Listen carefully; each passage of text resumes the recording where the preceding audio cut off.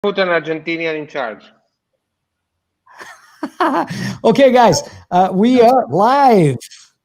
We are live. So today we're going to be having a discussion on technology, the gig economy, sharing economy with Federico Fernández, a friend of mine from Somos Innovación, Marco Poli, also a specialist at Instituto Mises, and our old friend and COO of Instituto Mises, now the master secretary of the Ministry of Economics, Geanluca Lorenzon. Are you using Geanluca with an E again? Is that the plan now? I thought it was with an I now. Depends whether you're a socialist, then I'll recognize you. Depend how do you pronounce it.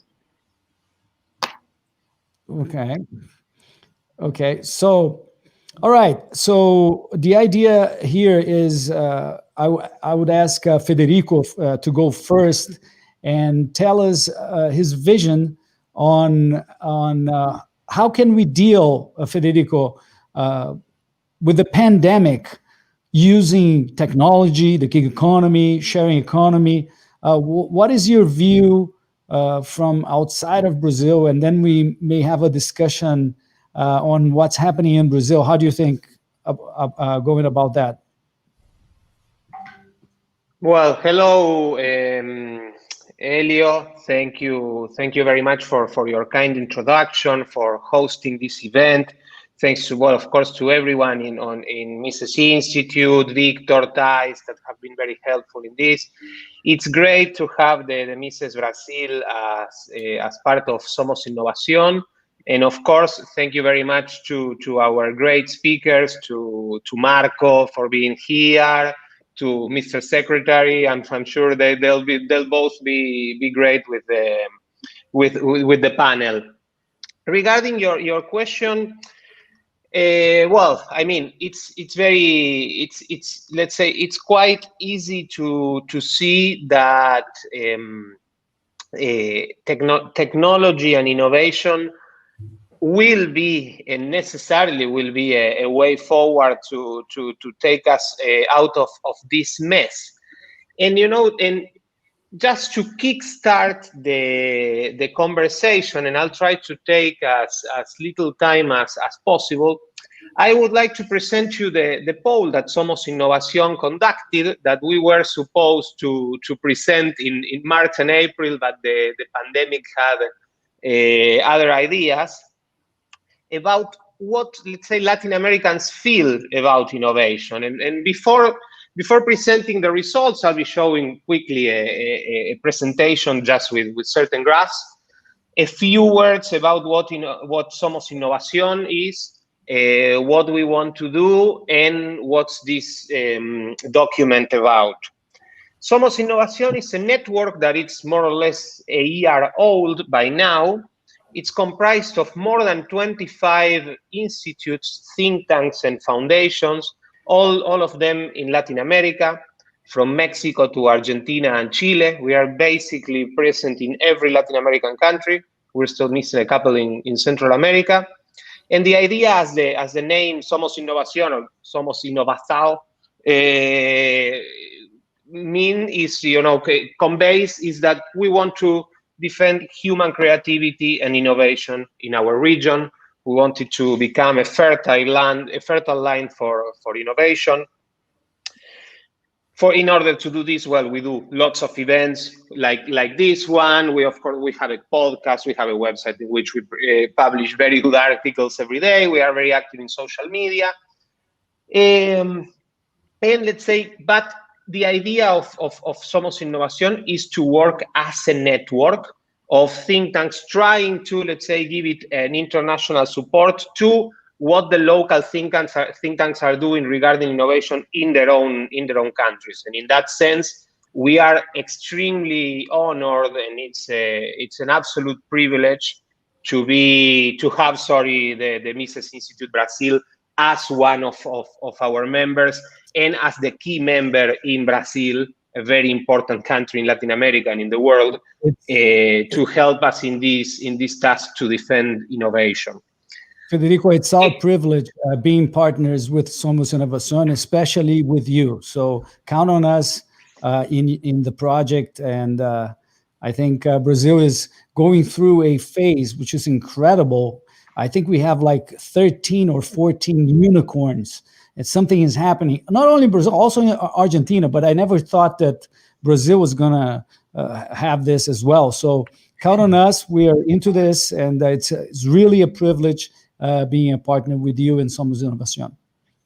Well, thank you very much, Helio. Indeed, and there's and I'll show you in a second. There are very interesting trends in the region. You know, when we move a little bit away from the, let's say, the political fog in some countries, probably not Brazil but others like mine, there are interesting trends happening in civil society. Just a little bit of the background of the document I'll be presenting you in a minute. By the end of last year, by the very end of last year, one of the things we decided as Somos Innovación was to conduct a survey, an opinion poll in 5 Latin American countries: Argentina, Brazil, Chile, Colombia, and Mexico. Probably they are, let's say, population-wise and economic-wise are the biggest ones in the region, so it's quite representative of what's going on in Latin America, to see how people feel about innovation. What are their views? How important they consider it? Do they take it as part of their lives, etc.? As far as I know, and of course I'm open to be corrected, I believe this is the first time, the first study of its kind, particularly if you take the wide scope, because in 5 countries, focused exclusively in Latin America and on innovation. So I think it's a very interesting piece of information that we got here, and it's an interesting snapshot of what's going on in people's minds regarding innovation. As I said, the idea was to launch Somos Innovación with a very big regional event starting in Mexico and coming down until Argentina and Chile. We were planning to do something in Sao Paulo, I think by the beginning of April. And of course, the pandemic had other ideas. So we had to, let's say, put the poll to rest for quite some time, because in the middle of this craziness, there was no point in discussing innovation and this poll. But now we really want to bring this study, because we still believe it's relevant, it's current, and it has a lot of very interesting things that I would like to share with you right now. Just let me share my screen. Mm-hmm. So the poll was conducted when? The beginning of the year? By the very end of last year. And the idea, was originally to be presented in March and April. We couldn't because of what happened. Sorry that in this part we'll have to go a little bit to Portuñol, because this document we are currently translated into Portuguese, and it will be available in Portuguese, of course. But sorry, this document I have it in Spanish. I'll be telling you anyway what it says. It will be easy to understand. By the way, the poll was conducted by a professional company, a Brazilian company, incidentally, and it's not something that, let's say, that we did on social media or anything like that, which, by the way, is great. But this was something done very properly and very professionally. And what are the results? You know, last but not least. And Helio, sorry, just confirm me that you can see the graphs now, and I'm not talking on a vacuum. Yes, we are. We're seeing the bar charts. Yeah. Thank you, fantastic. Just to tell you a little bit about the results. Well, first, first and very important, 87% on average, and in Brazil, 84% believe that innovation is crucial for economic growth and for job creation in their respective countries. 66% of Brazilians and 81% across the region consider themselves users of products that at their base have innovative ideas. By the way, and this is one of, let's say, of the most despair results. All the results are extremely positive across the region. The best country is Colombia. There is a little, difference in favor of Colombia.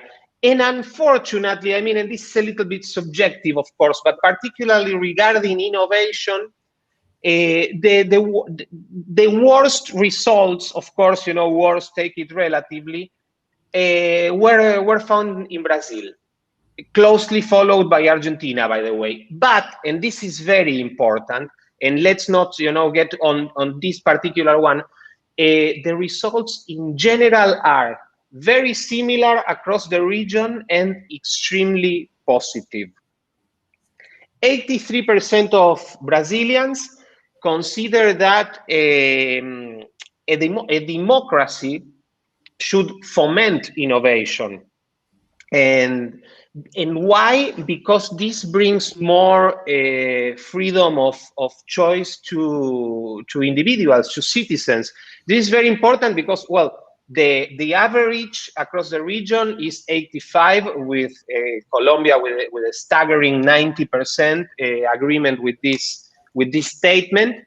But the very important issue is that this goes totally in line, let's say, with what we want to do with Somos Innovación. So it seems that there is a lot happening, let's say, in civil society, and it's important. It's very important that this is channeled by institutions like ours and what we want to do. 47% of Brazilians would like to see innovation directly supported by the government. And this could be, for instance, via tax exemptions and policies like that. We will talk a little bit in a few seconds. I will say a few things regarding regulation, which is also very interesting. So let's keep in mind this view, and let's see how we can interpret it.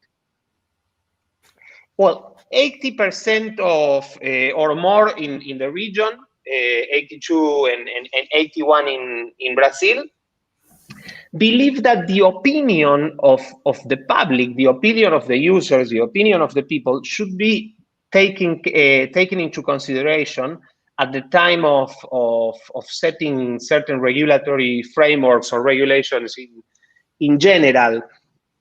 And by the way, this result, in which we see that it's so clear that people want to be heard, also should be translated, and this is something that maybe we can discuss later, but this should also be translated into the idea that in many cases the voice of the people and the voice of the users is already being heard. Because, for instance, in platform economies, in things like, I don't know, Uber or Airbnb, it's not that they are not regulated; they are self-regulated. So this is something that I think aims in that direction. The voice of the people are already heard, and probably that would mean certain humility, at least from the part of regulators.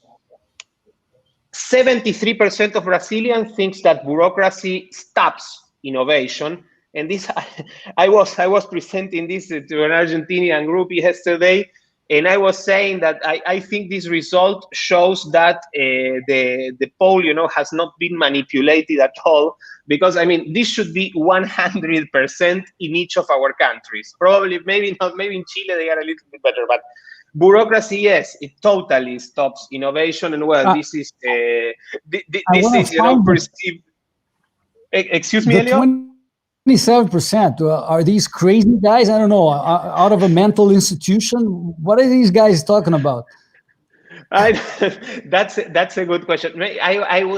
I wouldn't say, you know, crazy. Maybe they are masochists. You know, they like suffering. So, you know, it's. But anyway, yeah. No, of course, in any case, I'm joking. I know that bureaucracy only exists because a part of the population thinks that it is necessary. It secures the people somehow, and it's completely crazy. I hope Jean will talk about this because we've been involved with this for a long time. Yeah, no, and he's doing definitely a good job. And by the way, the Brazilian experience and what's going on in Brazil right now is extremely important, extremely encouraging, and it's something that other countries in the region should learn a lot about. And well, Jean will tell us more about that. 69 of Brazilians oppose that innovation, let's say, is stopped at its early stages via regulation. And this is again very important. It's you know, it's 3/4 of the population, almost is 74 again here. And these are the couple, let's say, there are a couple of like yellow lights, I would say, regarding Brazil and innovation, but again, in a context of extremely good results.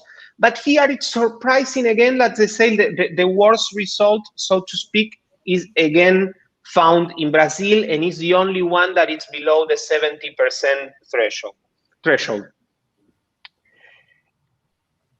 This one is extremely encouraging, and Brazil scores very well. We asked people what they think about the government protecting incumbent companies, already, you know, players in the market, from disruptors, from innovative, you know, startups. And in Brazil, 48% opposed that, and only 27% was in favor. In this, Argentina, my country, is the worst, even though there's a plurality that is in favor, let's say, of protecting disruption and innovation. Argentina is the worst, and Brazil is doing very well, with basically half of the population being extremely clear about that. 25 that didn't pronounce very clearly, and 27 in favor, let's say, of helping the incumbents. Again, Colombia and Chile here separate from the rest slightly, but it's also interesting to notice.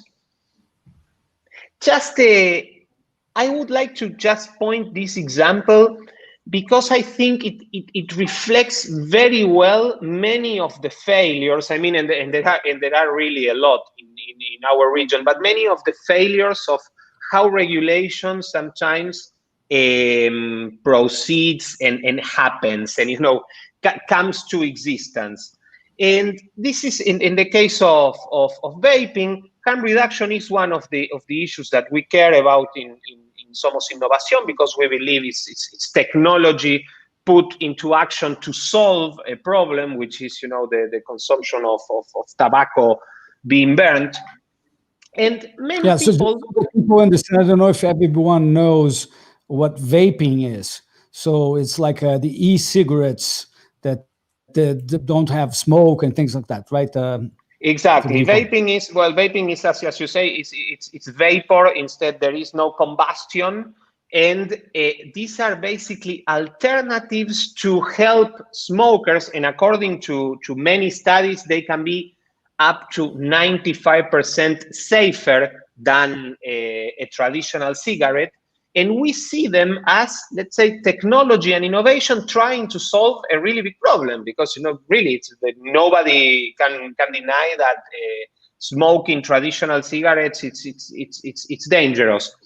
And what we see here, but the important point, you know, regarding regulation, and I think there's a very strong social majority that understands that, is that in Brazil, 53%, up to Mexico, 66%, that people see and are afraid that sometimes certain government policies and certain regulations are caused by rumors in social media, but by ill-intentioned propaganda. And that sometimes regulation operates as a hysterical reaction. Well, we were talking about what's going on with the pandemic here, but that would be a different discussion. But sometimes we can see how certain reactions are not based on science and on reality, but on wrong perceptions. So the same is that last one before this one. So this one. So it's saying that people think that government acts based on whatever is being discussed or published on social media, and they think that's a kind of manipulation, that the discussion on social media affecting the government. Is that what the chart is saying? What the chart is saying is that sometimes, but it's not, let's say, it's not against social media, is that sometimes government may react just based on rumors and false information that circulates among other channels in social media. Because, by the way, there will be in a few minutes, a couple of things, what people think about social media, and people, let's say, are very favorable of social media and what it brings. This idea is that sometimes there's, let's say, there's certain hype created regarding certain issues that can provoke a regulatory response that it's completely wrong, because it started from the completely wrong, let's say, starting point. So, and this is something, again, to keep in mind, and I think it's very interesting, this response. Mm-hmm. And just to go, and again, another problem with regulation, I think this is an excellent example to see how sometimes regulation fails, the failure of regulation, the failures of the state, if you will.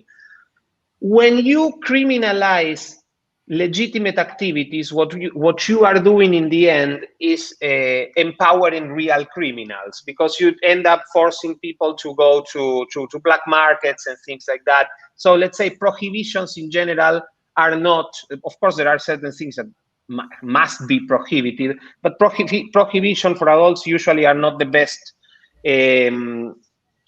solutions, let's say, and it's not what works. And just to go quickly and finish, because I really want to hear what Jean and what Marco have to say, a couple of things regarding how people view certain companies, certain, let's say, innovative business models.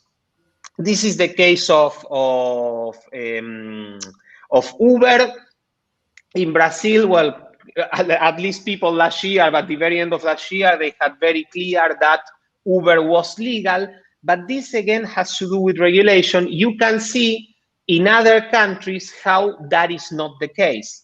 And for instance, in a country like Colombia, that scored so well in many other regards, almost half of the population is not sure if Uber, I mean, we're not talking of something that should be very controversial. I mean, in an ideal world, at least, don't know if it's legal or illegal. And this creates, these problems that people don't know what's going on, if they are doing is correct.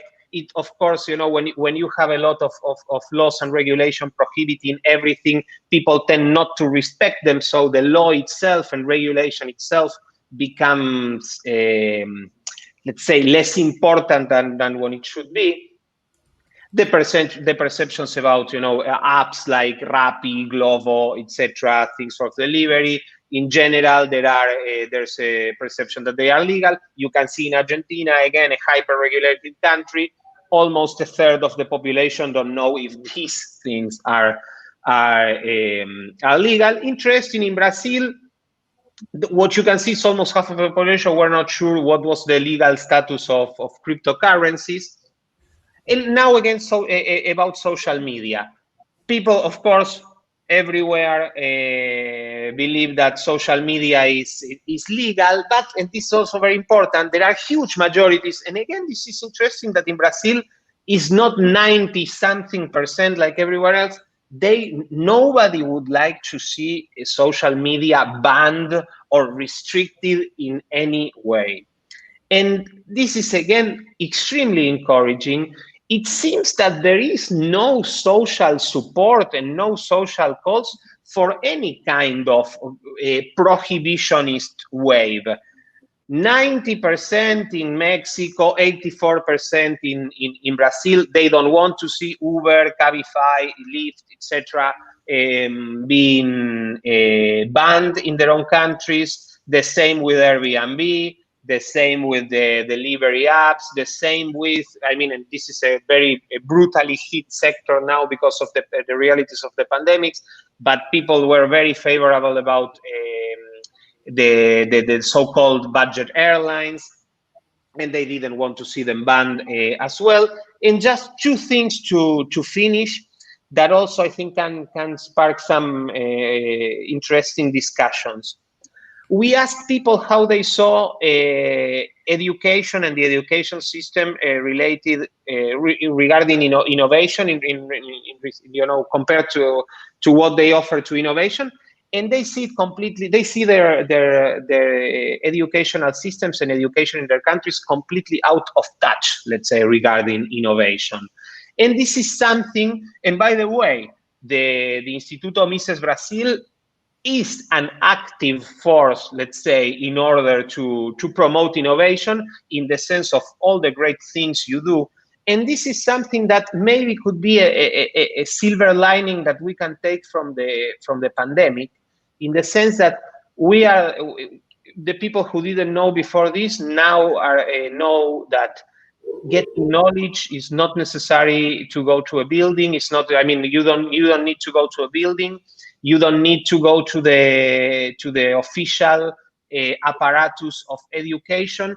And maybe this is also, and this public perception of people of how education is out of touch with what we need for innovation can also spark innovative responses to the current system of education that it seems, I mean, it was thought in the 19th century to prepare factory workers. So it's clearly at least outdated.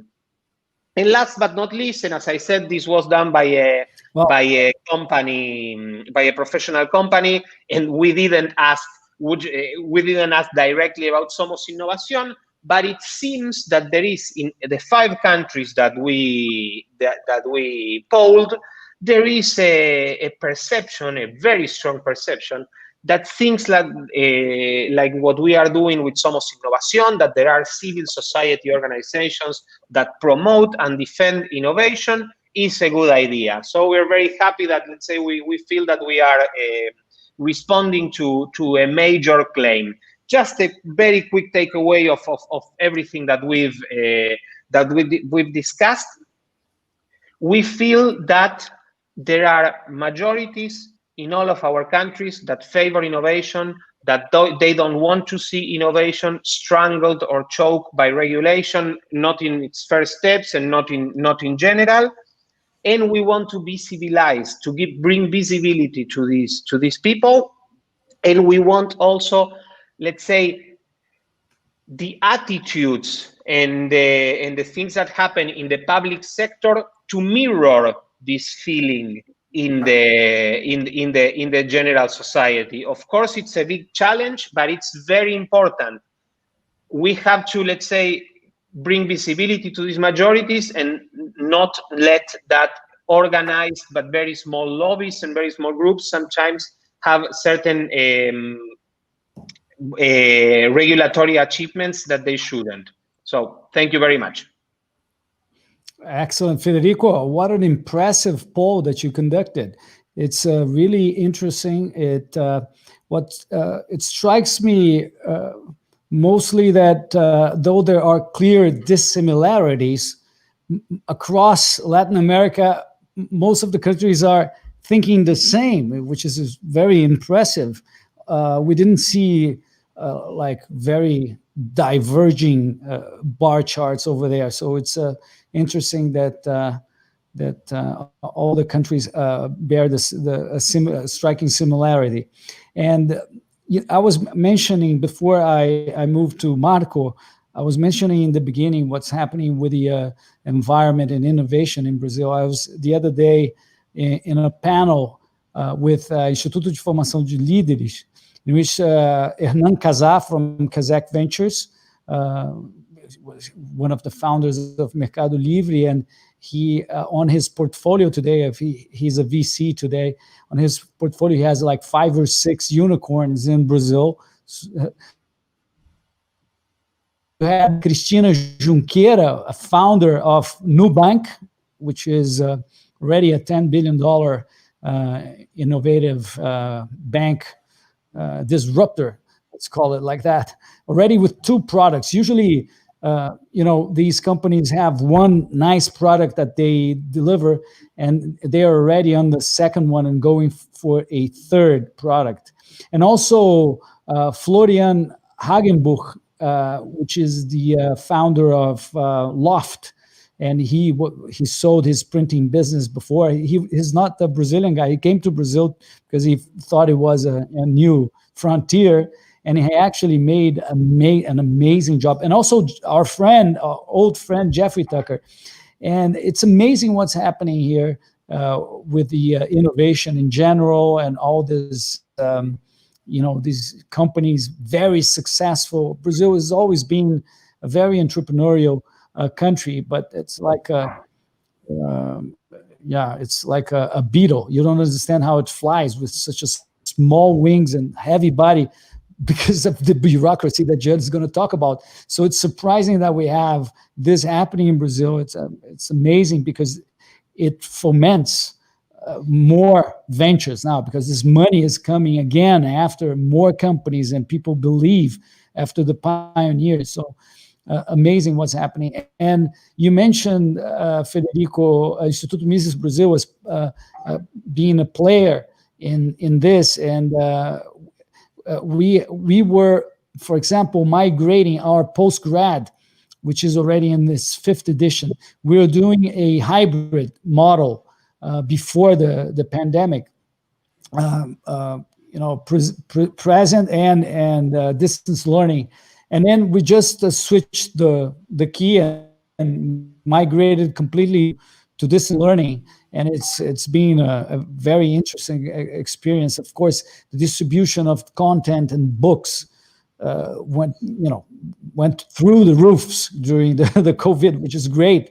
But over there we were a little passive, but we're getting closer to entrepreneurs. And as you're gonna check with the talk by Jean, we're actively involved in trying to reduce bureaucracy for small businesses, to have poor people becoming entrepreneurs and being very easy to operate, and debureaucratizing everything related to the licensing and opening and closing of businesses in general. So it's very exciting what's happening in Brazil. Marco, I'll start with you, then we hear John afterwards. What are your impressions, Marco, on the poll and in general what's going on in Brazil? Good evening, everyone. Thank you for having me here. It is like a pleasure to be here to discuss innovation on a regional level and not on a country level, which is something that we do on a day-to-day basis. But Brazil is a country that is less integrated into Latin America than its neighbors, and having this sort of initiatives that brings us together is always a very beneficial initiative for everyone. Interesting results as for the poll. I think that we think together, or we think alike in Latin America, which is good. Some of the results are a little underwhelming, in my opinion, but that's the reality that we face in Brazil. Brazil is changing, and it's changing very fast. So I'm a serial entrepreneur. I started my first startup when the term was coined, beginning in the 2000s. And we did not have any support. We did not have an ecosystem. We did not have any kind of understanding of what a startup was in Brazil by that time. And in very few places in the world, this knowledge was fully disseminated, especially in Silicon Valley. Israel was also quite developed by the beginning of the 2000s, but Europe was still crawling on it, and Brazil was far from having any kind of scene or ecosystem that was a startup ecosystem. So I have created 4 other startups, and I have been very close to the startup ecosystem as a founder, a 5-time founder. Since 2010 as an investor, I have currently 51 different startups invested in my portfolio. And from 2015 on, I have been doing some original research on interaction between established companies, traditional companies, and startups. And what we have seen in Brazil is much like present in the results of this poll. Brazil is a very innovative country, is a very entrepreneurial country that has a lot of that have taken a lot of bad decisions in the past. So we do have an original research that tries to give more clarity on the kinds of decisions that we made in the past that resulted in a severe lack of entrepreneurial drive in the Brazilian regular Joe. So the Brazilian population has had its entrepreneurial drive reduced by a lot of misled government decisions. And seeing in that poll that the majority of the population understands that, and understands that innovation is very important, it's something that is really enlightening, especially because Brazil is still a commodities export country. So Brazil is known internationally as an exporter of agriculture and beef, basically. 2, ores and mineral products, and 3, planes. So planes is okay, we're safe, we have airplanes, but it is like only a small chain of one major company and a lot of suppliers that comprises this airplane part of it. So we're mostly a commodities country, and a commodities country is never in the future going to be as comfortable in that position as we have been in the past. So we are one step away from synthetic food, and 30% of Brazilian exports is food. So we are one step away from having 30% of our export matrix jeopardized by new technology that will come and will make food for the masses in a whole different level. So we're not prepared for that, and it is through innovation that we're going to be able to prepare for that. I doubt a little bit the result of the 66% of Brazilians understanding that they are consuming innovation products. So we have more smartphones in Brazil than people in Brazil, and they still, I think that they might have a consolidated understanding that this is already part of their lives. So I don't think they even consider smartphones as some sort of innovation, and that's good. So that result is probably good to the point that Brazilians understand that they are regular consumers of innovation, to the point that they sometimes are unable to identify innovation as something that they have been consuming. Brazil has had a steep drive in the past 2 years, starting in 2018 in the number of unicorns. So in 2018, we started the years with 0 unicorns, and Argentina had 4.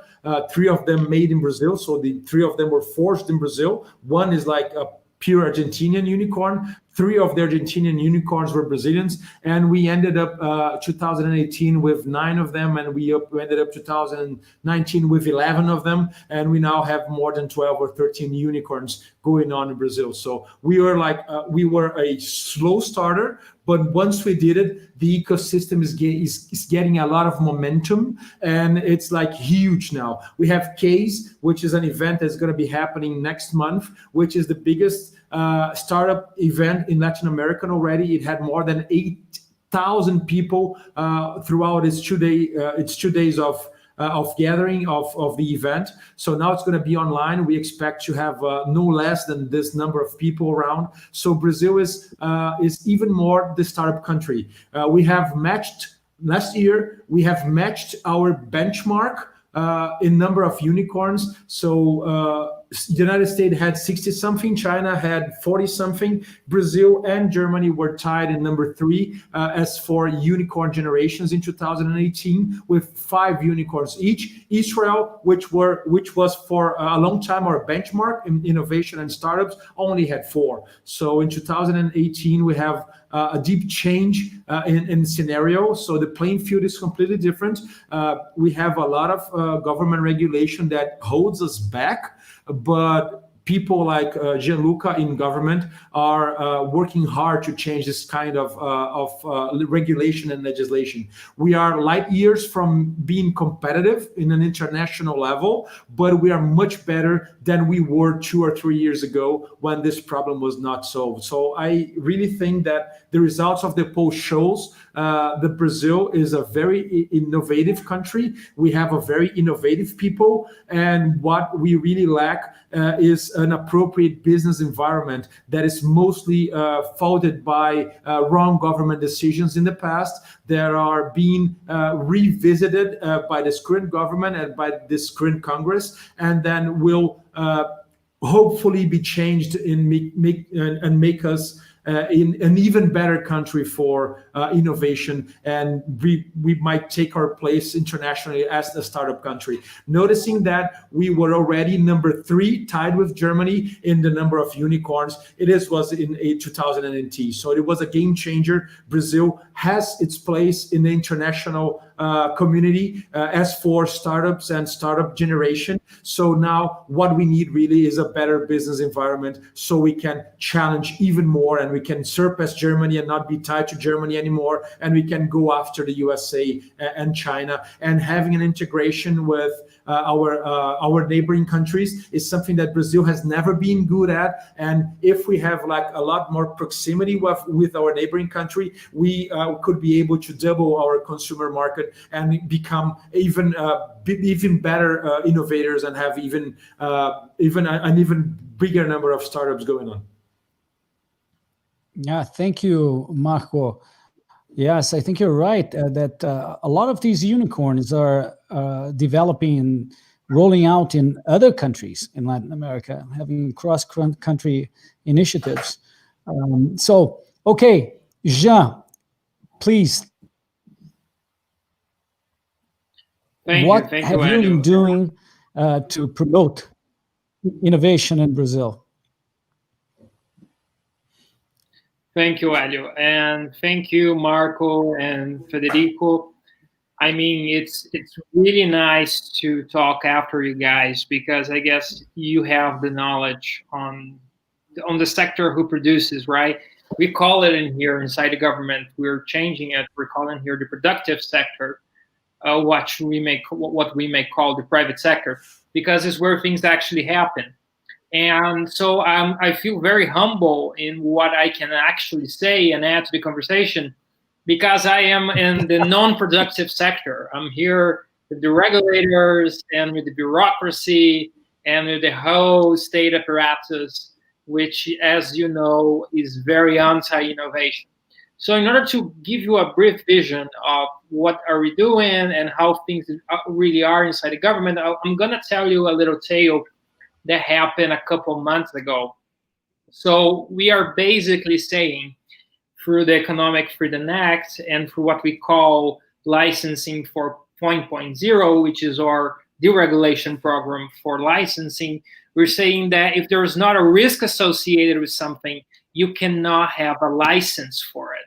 So for instance, if there's an activity or a product or a profession, or if there is a business deal, anything, if there's not a risk, and this risk is considerable, it's not something that you can completely ignore, it's not negligible. If there is a substantial risk, then you can have a license.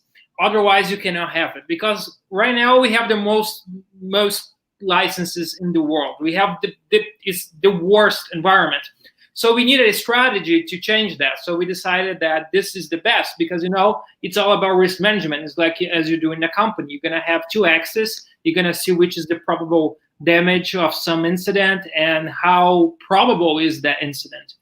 What's the probability? And then you're going to have this kind of discussion. So we have said that, and then the government decided that needed 1 year to implement it. This is something different, right? I mean, when our Internal Revenue Service in Brazil decides to change a regulation, you have to follow and start following the next day. But the government, in order to follow our program, needed 1 whole year to prepare itself to follow it. And it did not start at the date, but I'm not going to get into it.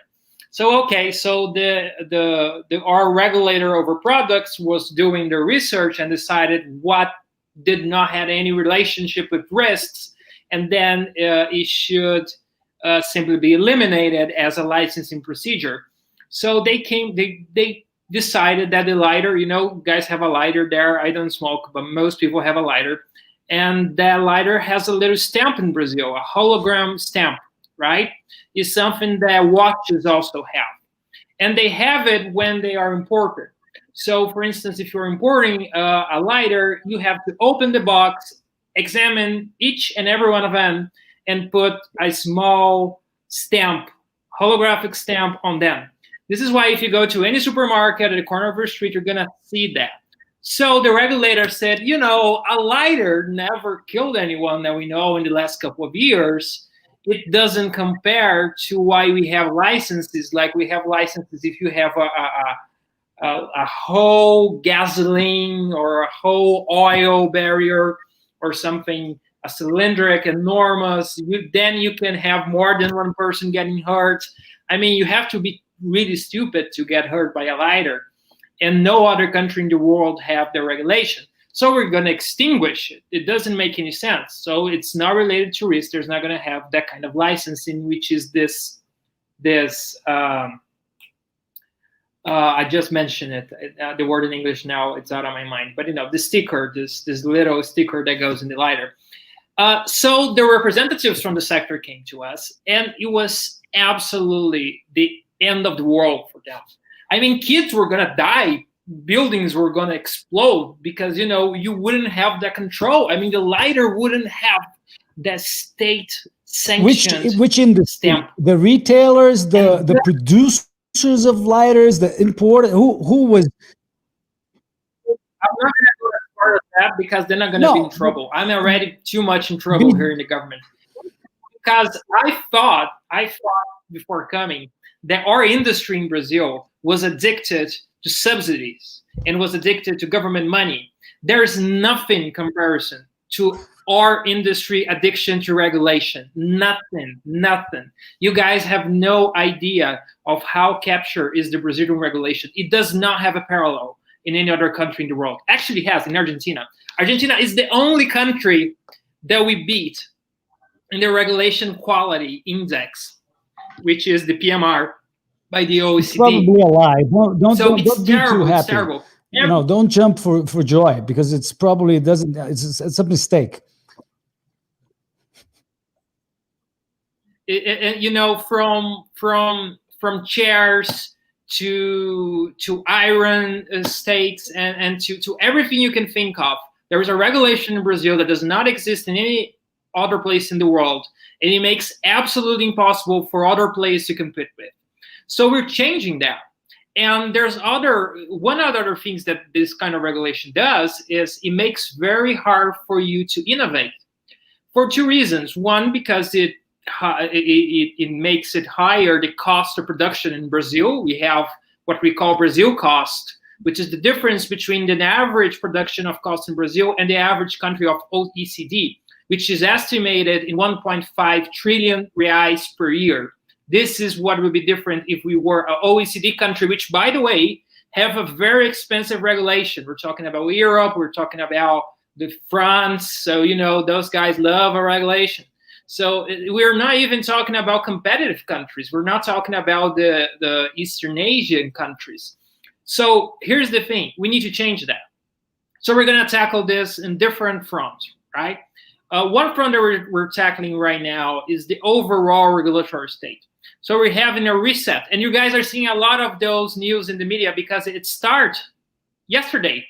Yesterday was the first phase of what we call the big review of regulations, which in 18 months from now on, every single federal regulation in Brazil is going to be extinguished and republished if the government understands that it needs to still be there. So you guys are seeing this. There's right now some sort of polemic because Minister Salles just took down some regulations that were illegal and were very old, very inadequate. And now there's a scandal because, oh my God, we're taking our regulations. Our Internal Revenue Service already extinguished thousands of them. And this is the first phase. So we're going to have 5 phases, 5 deliveries, as we call it inside the government. And in 18 months, we're finally going to know, Helio and Federico and Marco. In 18 months, we're finally going to know every single piece of existing regulations. Right now, we do not know it. How do you innovate in a country like that? You don't, right? This is why Colombia had such an amazing performance a few years back in comparison to us. So this is the first thing that we're doing. The second thing that we're doing is tackling specifically for what we call micro and small businesses, which are businesses until up to 4 million reais of revenue a year. Those businesses are going to have special regulations for them. Antonia, which is also someone that came from EFL, is commending that, and she's going to have great news in the forthcoming weeks, because we're going to have a whole program of review of regulation to make sure that those companies do not have to comply with regulation that absolutely crushes them. But everything that I'm telling you here, from the bigger review to the licensing 5.0, which states what I already mentioned about risk being connected to the needing the requirement for licensing, to the review of licenses that crush micro and small businesses in Brazil, to every other regulation that we're doing. Well, there's one thing very good. We have implemented and still haven't been used. Can you believe that? It still haven't been used. We have passed a decree by the president based on the Economic Freedom Act that says that if you have an international regulation like from ISO, the International Standardization Organization, which is more, it's less restricted than the Brazilian regulation, you can officiate the regulator and choose to use the international one. And not a single Brazilian citizen in 3 months has asked to do that. And I don't know why. I mean, we don't have money to communicate it. So we're going to need the think tanks to do it. We're going to need our investors, Marco, to do it. We're going to have we'd be happy to do it. To help to tell you guys that we do not have a communications team. We did not have money for coffee last year. You guys know that. This is how are the budget of the government. So just to finish, and then I'm gonna give you guys back the word because I spoke way too much. So what I'm concerned about now is how can we bring the same level of regulatory transformation, this pro-innovation standard that we have here in the federal government, to the state and local levels. Because it's very hard to do it. There's this natural crying for regulation towards Brazil. Everything that something happens bad. I remember that there was a very ridiculous video in Brazil that there was this little fatty guy riding a scooter in Faria Lima, and then he fell when he was crossing the street because he didn't know how to handle. And then people were, it was a funny video. I mean, it was like this pranks. But instead of saying, you should not have done that, the media message was, why is that not regulated? And so this is very natural in the head of Brazilians. Why this is not regulated? Why this is not regulated? Why this is not regulated? And when it comes to that end, I mean, you just crushes it. I mean, not every company has the power of Uber to go against the regulators and to force political and public opinion to come to your side. By the way, I have a very unpopular opinion towards why Uber was able to ban the regulators. And the reason is because judges and prosecutors and the elite of the country uses Uber. When it comes to innovators that are not accessible or not being used by or higher classes or upper classes, think about Buzzer, I don't know how to pronounce it, which is the bus version of Uber. The regulators are not into it. The judges are not allowing it. It's the exactly same legal framework, but they're not allowing. Why not? My guess is because judges do not use buses, but they do use the Uber when they drink, as we all do. And so it comes to those things. Thank you so much, guys. I'm here to follow the debate, but I guess you guys have the more interesting part of it to do. Federico, would you like to you have some questions for Jean or Mike or a comment? Yeah, definitely. I mean, it was a pleasure to listen to the two of them. I was taking some notes. Just, I would like to see. I mean, it's amazing.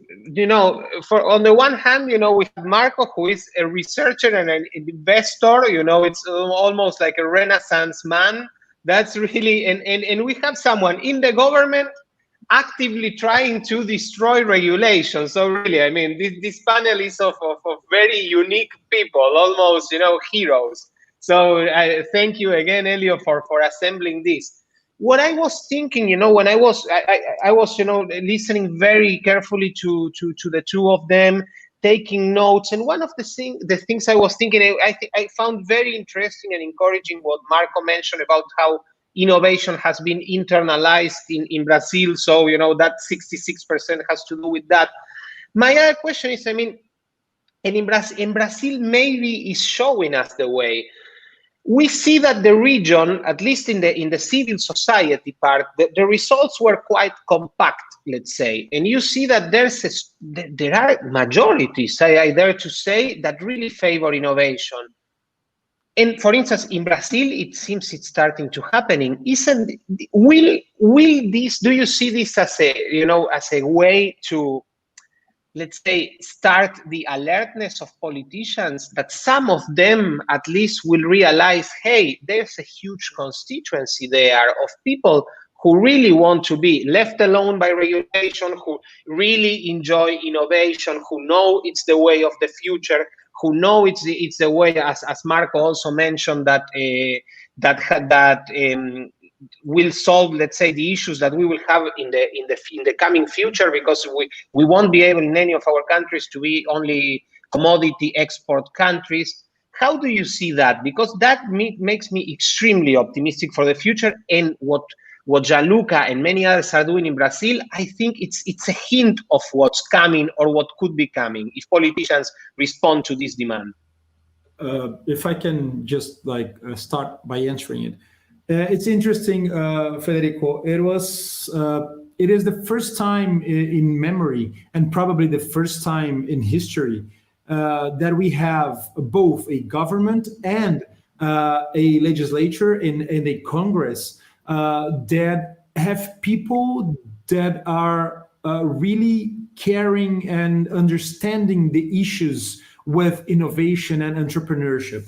So we have made a lot of very wrong decisions in the past. So things like our consumer code. So we have a code. We have like a body of law that deals with consumer rights.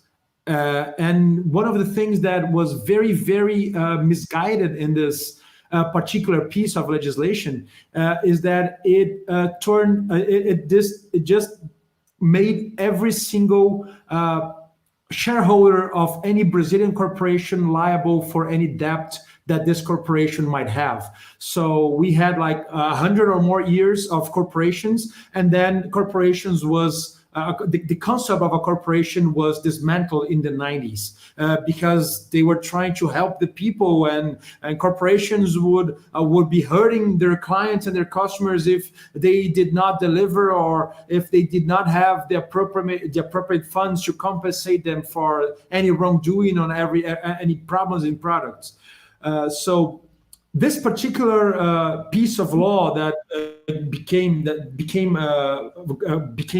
enforceable in '92, if I'm not mistaken, it changed the whole way that Brazilians would create new companies and would be entrepreneurs. So any Brazilian that is a shareholder in a company right now is liable with his or her own personal goods to the unlimited value of any compensation that might be demanded from his company, his corporation. So this was a very wrong, very misled decision, and was probably one of the first of many that happened in the 90s after Brazil was back into a democratic state. So this number of laws that were pushed through Congress in the 90s and 2000s was astonishing. So everything under the sun was regulated. Everything under the sun was re-legislated. So we have a number of agencies, government agencies. There are actually the ones that now make a lot of new legislations and a lot of new regulations. So an agency, what I call the president of a government agency holds unlimited power over some particular area, over some particular subject. And I call them little emperors and not presidents, because they are not, they do not answer to anyone, and they have like the three different powers in one. They can legislate, they can execute, they can judge, they can trial you if it is in their particular field of mandate. And this has created actually a very bad competitive environments for every single sector that had these agencies instituted. Because one of the first things that they do when they start legislating is to restrict competition. So Brazil is extremely restricted in a competitive level in a number of different industries and areas, because one of the first things that they think they should do is to understand which kind of companies can compete in a particular market. So we have very restricted banking, financial, we have very restrictive insurance, we have very restricted public services companies. So you cannot build a road by yourself. You cannot build, if you want to, if you have the means to, you cannot build a railroad by yourself. You need to ask for government authorization, and they need to authorize you to compete in a particular market. You cannot build, for example, a new pharmaceutical company in Brazil. We don't have 10 of them. So pharmaceutical companies are restricted businesses, financial companies are restricted businesses, insurance companies are restricted businesses, sanitation companies are restricted businesses. So this kind of regulation came to, well, they always have some very enlightened reason for having created them, but the result was that competition is restricted, incumbents have great advantages over entrants, and prices go up and service quality go down and product quality go down, because you do not have a competitive environment in a number of different industries that should not be regulated. That there's no practical reason for sanitation to be a regulated business, for oil and gas to be a regulated business, for mining to be a regulated business, and all of them are, and all of them have incumbents, which became huge because of the restriction in competition, and they are extremely uncompetitive, so they have very high prices and very low quality of services and products. And this is a reality that has to change if Brazil wants to be a competitive country. One other problem that we have, of course, in the business environment, so Jean is back, in the business environment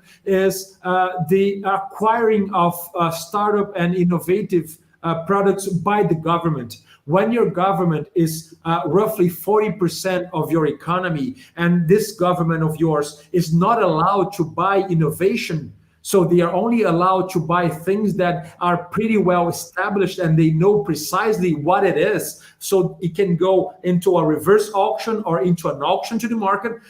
This limits startups as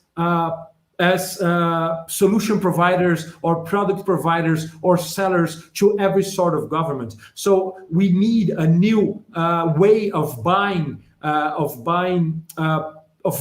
the state buying products and services from startup companies, which is like roughly 40% of every single dollar real spent in the country is spent by government. But startup companies are limited from selling to governments. So this is a real problem and needs to be tackled.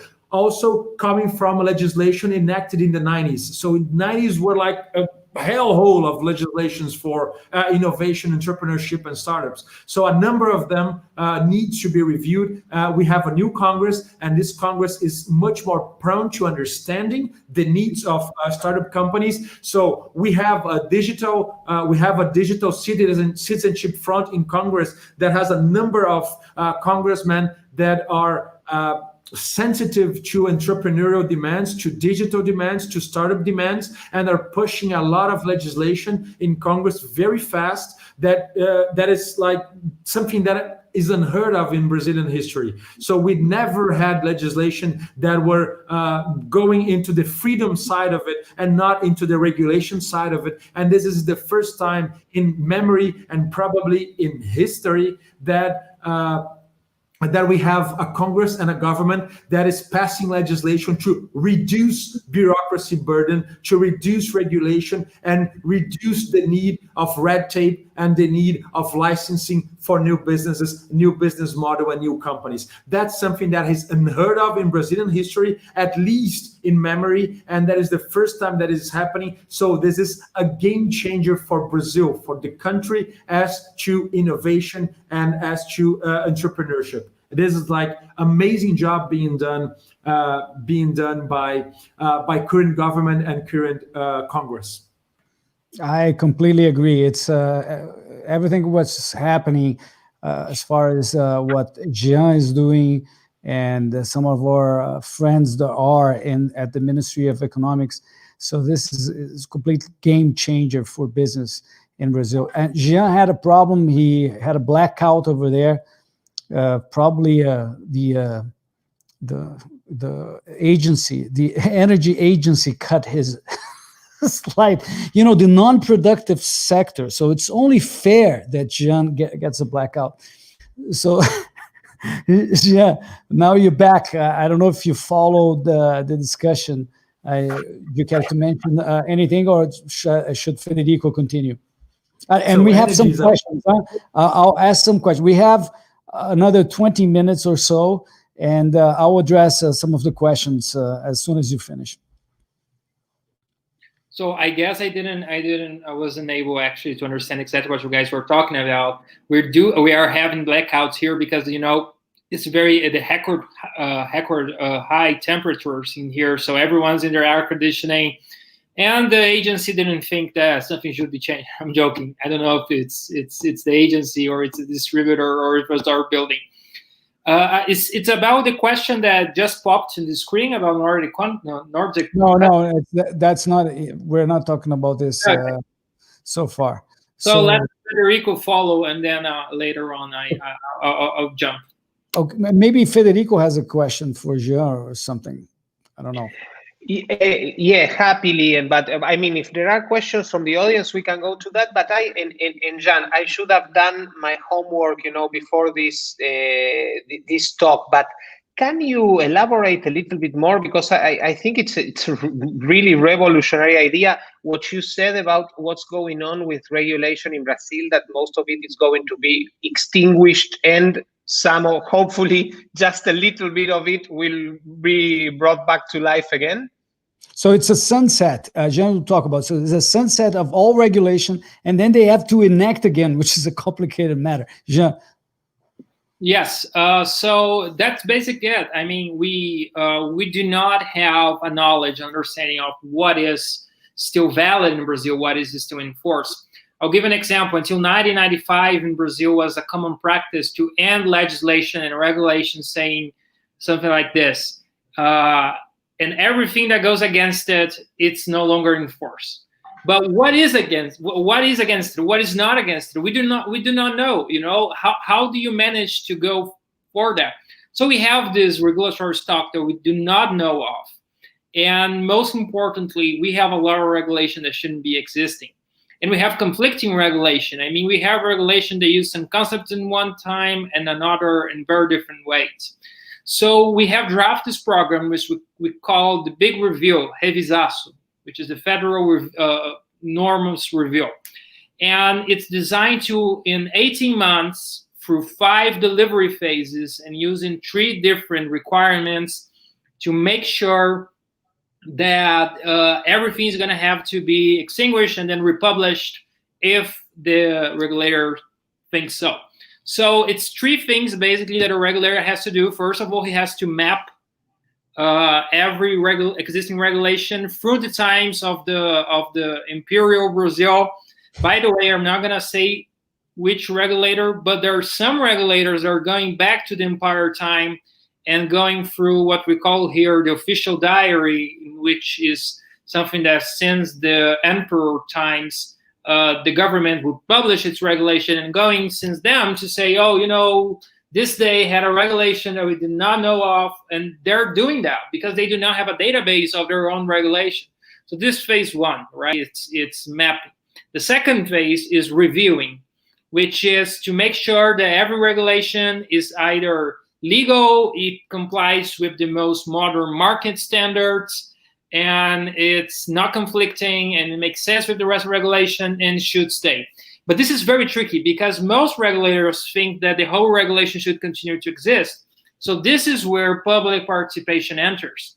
So yes, there's a lot of things that are gonna get extinguished, but I'm still not very happy. I don't think it's gonna be 20% of what actually has to disappear so we can be a competitive country. But this is second phase. So you review everything and make sure that everything is okay with the law, everything has to stay, etc. And the third phase is you consolidate together. So instead of having thousands of regulations, you're going to have 5, one for each subject. And everything concerning that subject is going to be in one regulation. And thus, it's going to be much easier for you to harmonize it, to make sure that all the concepts are in place, make sure that everything makes sense. Because one of the problems with regulation is just crazy. I mean, some parts of regulation are just crazy. You guys know we have several exams in here. So making sure that that happens, and you have those consolidated, and then you have to publish them consolidated. So you have 100 regulations. You see that 50 of them are completely unnecessary. You cut them out. And the other 50, you're going to review it, and you're going to pact in five new norms. And that's going to be it. You're going to have to review it. This is another rule also. There's 2 rules that I will call your attention here. The first one is what we call regulatory window. You have always to publish a norm 10 days before it comes into force and the beginning of the next month. So for instance, right now I could publish only beginning 1st November, right? Or Internal Revenue Service completely disregards this. They pretend it doesn't exist, but we're going after them. So the regulatory window is one of them. Italy, for instance, has only 2 dates in the year that they can change it. The United States have 4, so we have 12 now. It has to be the first day of each month. We're going to change that. We want to have less, but it's already a huge improvement for Brazil. And the second rule that I will call for attention is that this process of reviewing the regulation has to be reconducted every 4 years. Every start of a new president, it has to be conducted. Now, a curiosity. This rule was this one-line rule saying that all the regulation would be reviewed in a bill before the Congress since 1995. And no president, including the neoliberal presidents, as Helio would like to call them, has cared enough to implement it.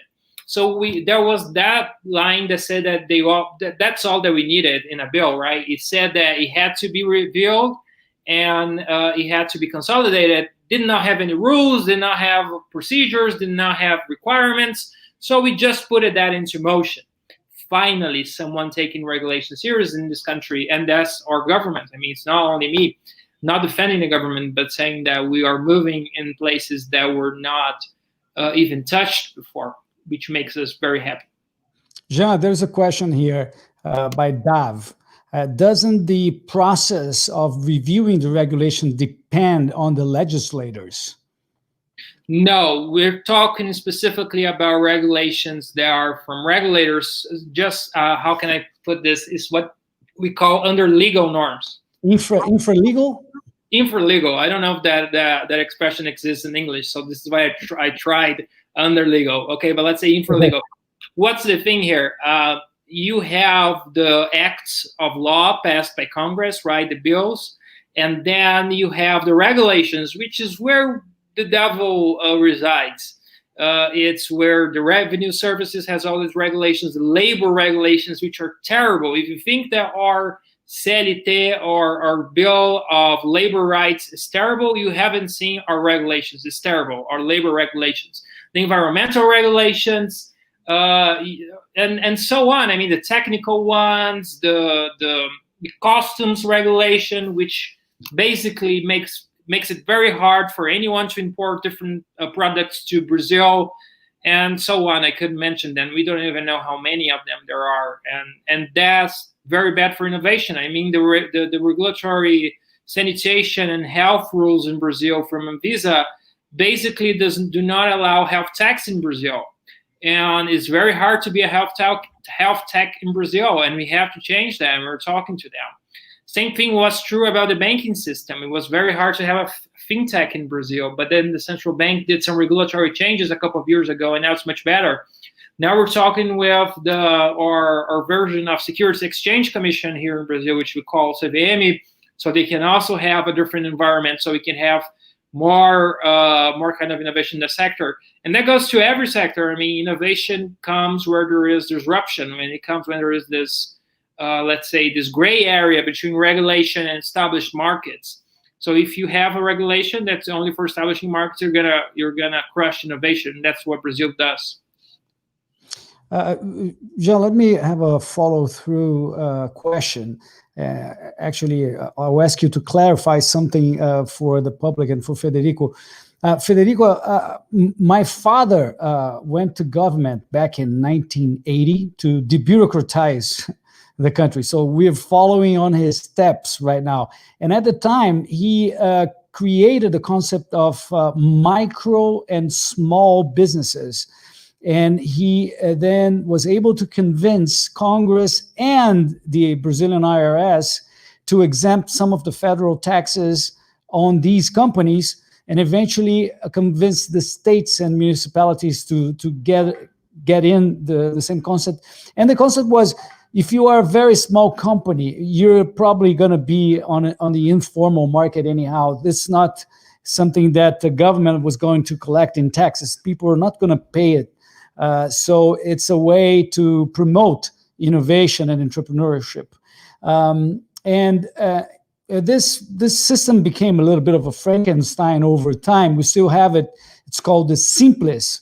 But now the government is attempting, or at least Congress and the government is attempting to eliminate all the supposed subsidies, and they consider exemptions like that one of the subsidies they need to eliminate. So do you think also we have the wave against us going through right now? But something that was passed on the Economic Freedom Act by Gean was the main proponent and writer of that law, was the licensing that he mentioned, and the way that the companies are registered. So I think, Jean, if you could say just a few more words, because it's a very complicated concept, Federico, because if you think about it, it's a little bit crazy, right? You have to pass a law centrally to apply and go through a new law to establish a simplification. It's kind of counterintuitive. But anyway, and also licensing is at the local level, municipality. So how come you do this at the federal level? It's a little bit crazy. But the concept of risk that was mentioning before was the main idea behind it. So if you do not present a risk, so a food truck, nail polishers, things like that, very simple businesses, they would become exempt from any licensing and any regulation. But of course, each state and municipality have to follow on what the National Congress established. So Jean, can you say, describe a little bit the process and say how this is now helping the small entrepreneur in Brazil, and how do you think it will affect in the medium term? Okay, so let me first give you a brief comment on what you call Simples and this crazy fury there is inside the government among technicians that is a tax exemption, right?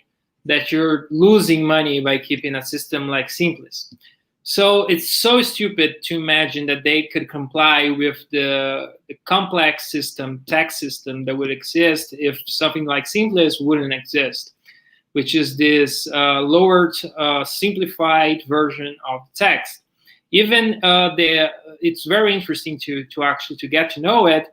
And the tax reform that the government's putting forward, and both the tax reform, they're both in the lower end chamber of the Congress and the Senate. They do not touch simplest because it would be crazy. You're gonna put all those companies in the informality, and you're gonna lose also a lot of government money. You know, government does not like that. So they're thinking about it. Be careful. Look into it. They're thinking about it. No, it's not gonna happen. There's not a chance. Okay. I guarantee it. There's a very few things that are guaranteed that are not gonna happen. This is one of them. The simplest is not going to disappear. There's not a chance. So let's now talk about the other issue, which is extinguishing any kind of licenses for small business, which we call here low-risk business. So first of all, there's a difference between low-risk businesses and small businesses, because, you know, if you are this oil station, like where you buy gasoline, even though you are small, you don't have a lot of money, there's a lot of risk on it, right? So because there's oil on it, and there's gasoline, there's diesel and everything. So we changed a little bit in the last couple of months, in which we determined that every single micro business is always low risk. So for instance, if you can be a micro business of any kind, it's low risk, especially because now everyone's working from home. And municipalities do not like that, because they cannot close you in exchange of taxes. They do not know exactly where you are, and so on. So what we're doing is we first characterized that low-risk activities was 247 last year, and now it's about 400 different types of activities that we have in Brazil that are considered low risk. If you follow those characteristics, if you do one of them and you have a small enterprise, now I'm talking physical enterprise, like if I'm not wrong, 900 meters at once. If you do that, you're considered a low risk business, and therefore you're exempt for any kind of licensing. And you're gonna have a very easy process to open your company. You're going to be able to do it in the next couple of months, all in your telephone and your cell phone, using face recognition. Now, I'm not very fond of face recognition, but it definitely makes it more easier. And whether you like it or not, the government already has that database. So I'm so sorry. We're going to use it, because, you know, what are we going to do with it? We are not going to be able to extinguish. So we're going to be able to open a business in Brazil, low-risk business in Brazil, in a couple of minutes in the future. And then right now it's much easier also to close your business, because that was also hell in Brazil. Now it's automatic, and the bureaucrats that you go to close your business cannot deny it. Like say, oh, you cannot do it. No, it's closed, it's closed. Oh, there's more documents. Okay, delivered later. It's automatic to close the business. And now we're discussing the following. We need to have a solution for those who go bankrupt and wants to go back in business. Because if you are in Silicon Valley, and Marco can correct me if I'm wrong, unless you have gone bankrupt a couple of times, people say you do not have enough experience, because it's part of the entrepreneurship that you try an idea, you fail, and sometimes you're successful, and that's part of life. In Brazil, if you go bankrupt, it's the end for you. You can never be legally, right? It's very hard to be an entrepreneur again. So we need to think about this, because a lot of businesses are going to go bankrupt. And one of the basic concepts of capitalism is limited liability, which is a fake in Brazil. There's no limited liability. So we need to make sure that there is limited liability in Brazil, and that people after they're going to go bankrupt because they try to have a new business, they can go back again and try again. This is how economies go, and this is how a healthy capitalist economy should be in order to have innovation. Very good. I was thinking about the pandemic, just to close up our meeting today. But what actually happens is that we have so many things that were never needed, and we're finding about it right now, right? Telemedicine, distance schooling, like our public notaries, the notary public that you have to register everything. We are doing it virtually now. So it was never needed. And we are learning that we have so many things that were never needed, and that we can use technology right now. And the pandemic is helping us to realize that potential that we already had. But in the meantime, government, and today was an interesting example for Federico. Petrobras is trying to sell some assets, some refineries in Brazil, but our Supreme Court is deciding whether they can sell it or not, whether they have the right to sell those assets. Do you believe it?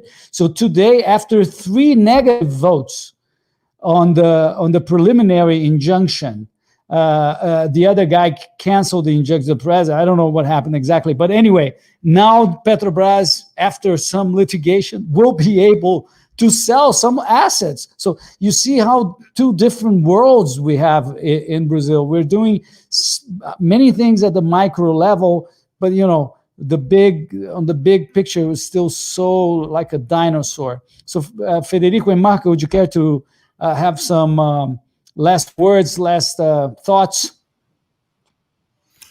If I can just complement what we've been saying and about the bureaucracy and what about the regulation and hyper and over regulation is one of the main characteristics of Brazil, and it impacts directly in innovation because sometimes it just prohibits innovation altogether, and sometimes it's just very slow in accepting it.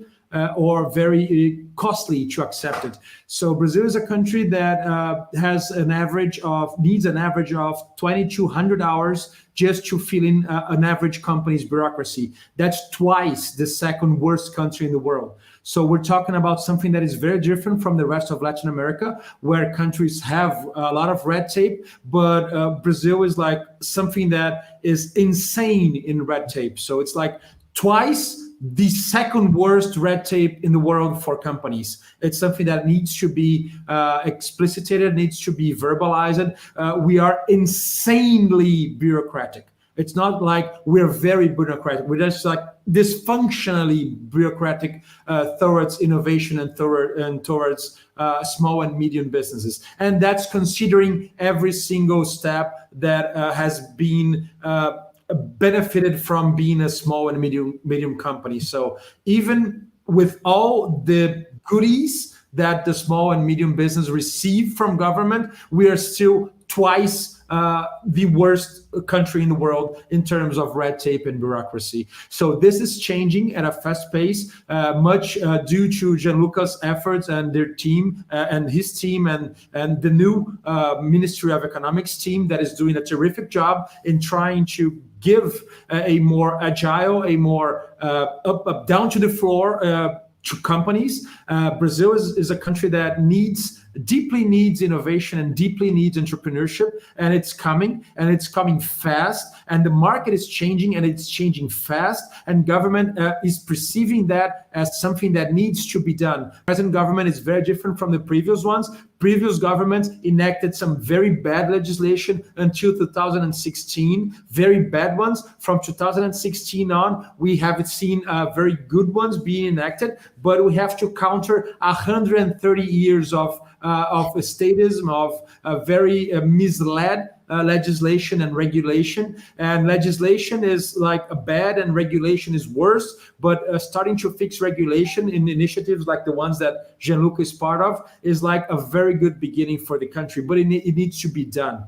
We need to have it running, and we need to have it on a rollout so that we can be secure to whether is the red tape or not. So when you start a company in Brazil right now, you're wrong from day one, because it is impossible to be right. Being right is something that only government companies are able to, because they have literally an army of lawyers to make everything right. So you're wrong from day one. It doesn't matter what you do. So we need to give companies the benefit of being right if they're doing the right thing. You're never doing the right thing in Brazil, because it is impossible to do the right thing now.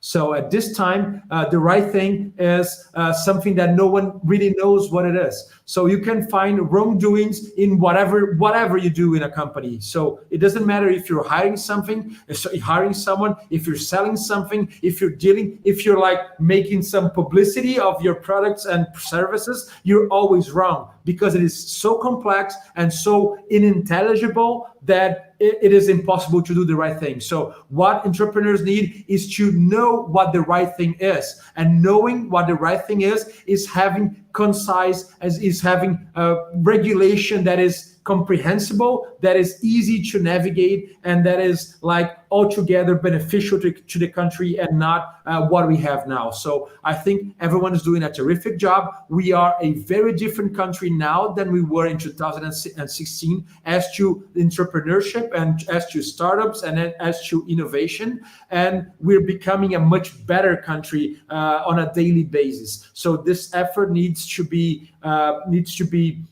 explicitated, and it needs to be really praised as a countrywide effort to make a better Brazil, a more innovative Brazil, a Brazil where entrepreneurs can be entrepreneurs without the fear of government or of the state, and of every single government entity trying to hurt him, his personal goods, his house, his family, and all he stands for, because we do not understand what entrepreneurs are and what innovation is. So now we're starting to understand, government is starting to understand, Brazil is starting to understand, and now entrepreneurs are starting to have their way and are starting to be recognized as the backbone of the free market and the backbone of the system. So Here. Very good. Federico. Well, Helio, just very brief closing remarks. First, again, reiterate my, thank you to everyone at the Mises Institute, Victor, Thais, you for putting this together, to Geanluca and Marco for giving us so generously their time and their great ideas. Thank you very much. Congratulations to the both of them for the magnificent job they are doing. And just very quickly, I think this event, as the poll that I presented, as many things that are happening in Latin America, leaves us with a very good feeling that good things are happening and good things are coming, in our way. Brazil is a very important country for the region, and whatever happens in Brazil is going to have a huge impact. So if Brazil becomes a less bureaucratic, a more pro-entrepreneurship, a more pro-innovative country, that will, I'm sure, is going to create a feedback loop for the rest of our countries. Hopefully for mine as well, which, as unfortunately Geanluca mentioned, we even, in the things that Brazil is very bad, we are even, a little bit worse. So hopefully we will be able to, follow a good example and change that. And last but not least, Helio, as you know, this is, we wanted to do certain events, offline. We couldn't because of this, but we want to be extremely active this last quarter of the year to do a lot of things. We have been doing a lot of things with Somos Innovación across the region. We will continue doing things with Mises Brasil in Brazil. For sure, most of the upcoming events will be in Portuguese, on my behalf in Portuñol if I'm there. But let's have people involved. There's a Somos Innovación website coming in Portuguese under somosinnovação.lat. Sorry for my horrible Portuguese. I don't want to butcher your beautiful language. And there will be a lot of things coming in Mexico, in Argentina. Next year, we're having a Somos Innovación panel at the Ocean Economics Conference that Fundación Bases always organizes, that this year is online. So there's a lot of things going on. And let's keep, as Marco said, let's keep this good fight and let's be civilized these things. Federico, and let's try to make thank you very much for partnering with us. It's very important, this theme. You can count on us for participating in Portuguese, Spanish, English, anything you would fancy. Guys, first of all, to all the people who watched us, thank you very much. And guys, thank you very much, Marco, Geanluca, Federico. Have a great evening. Thank you, guys. Bye-bye.